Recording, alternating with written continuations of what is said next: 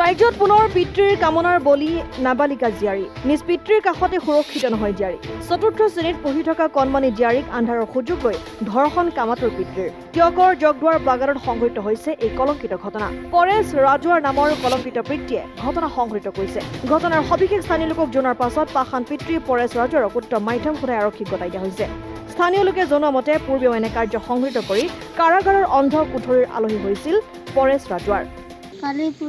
কালি পইচা আনিব গৈছিলো মম চম আনিব মোক হাতটো ধৰি পিনে পালংটো ভাগাই পিনে বেয়া কাম কৰিলে কোনে কৰিলে বাবাই কি নাম দেউতাৰ নাম পৰেশ ৰাজুৱাৰ তুমি কোন শ্ৰেণীত পঢ়ি আছা চতুৰ্থ শ্ৰেণীত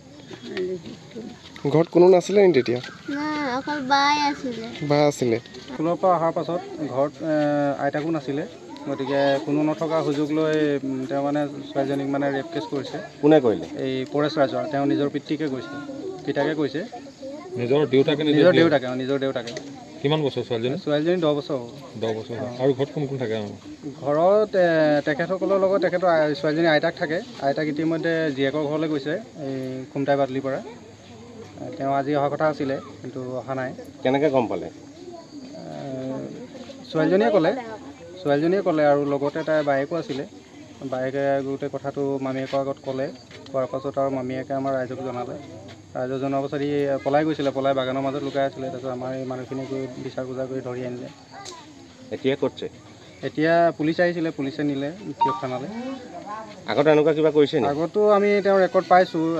আজি প্ৰায় 10-12 বছৰমানৰ আগতে এই 12 নম্বৰ বাগানত মানে 12 বছৰীয়া ছোৱালী এজনীক ৰেপ কৰিছিলে সেইটো কেছত এই বহুত দিন থানাত আছিলে জেলত আছিলে তাৰপিছত আহি এই ছোৱালীকেইজন তেতিয়া সৰু ইয়াতে কি নাম ক'লে তেখেতৰ পৰেশ ৰাজুৱাৰ কি জেগা কয় এইখন জগদুৱাৰ বাগান আমাৰ এই জগদুৱাৰ বাগানৰ গড়পাৰত নিজ পিতৃয়ে নিজ কন্যাক ধৰ্ষণ কৰিছে যিহেতু তেওঁ ইয়াৰ ব্যক্তি নহয় টিয়ক 12 নম্বৰৰ পৰেশ ৰাজুৱাৰ তেওঁ যোৱাকালি নিজৰ কন্যা স্কুলৰ পৰা অহাৰ পিছত কোনো নথকা অৱস্থাত নিজৰ জীয়েকক ধৰ্ষণ কৰিছে আৰু ইমান ঘৃণনীয় কাম এটা কৰাৰ কাৰণে আমি সকলোৱে গৰিহণা দিছোঁ এই বাগিচাৰ পুৰুষ মহিলা আৰু তেওঁ উচিত শাস্তি পাব লাগে ছোৱালীজনী নিজ পিতৃৰ কাৰণে ন্যায় পাব লাগে তাৰ আমি দাবী জনাইছোঁ কি বিচাৰে আপোনালোকে তাক কি শাস্তি হোৱা বিচাৰে আমি তেওঁক ফাঁচি হোৱা শাস্তি বিচাৰোঁ তেওঁ এনেকুৱা জঘন্য ঘটনা যাতে তেওঁ নিজৰ জীয়েকক চিনি নাই পোৱা যেতিয়া অন্যকটো কেতিয়াও তেওঁ হেৰি নকৰিব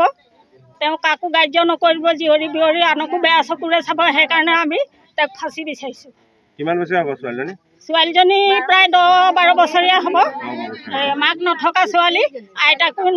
জীয়েকৰ ঘৰলৈ গৈছে কোনো নথকা সুযোগতে তেওঁ নিজ কন্যাকে ধৰ্ষণ কৰিছে অসম আদিত্য টিয়ক